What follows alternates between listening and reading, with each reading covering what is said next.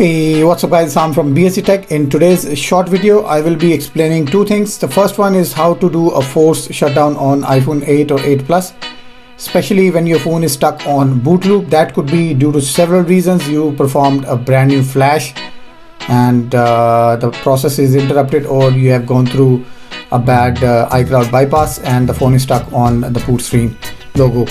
So first thing first, you need to do is to shut down your device by pressing volume up, volume down, and keep holding the power button for 5 to 6 seconds. Your phone will automatically shut down. This is called a force shutdown, guys. As you can see, the phone is now completely switched off. Second step is basically you want to connect your phone with iTunes. So for that, you need to connect USB cable. Repeat the same process, volume up, volume down, and keep holding the power button for 8 to 10 seconds. By holding your power button, the phone will shut down first, and then in the second phase the phone will reboot, and after that it will show you the iTunes logo on screen. From there you can flash your device with the latest iOS or do a jailbreaking or whatever you like.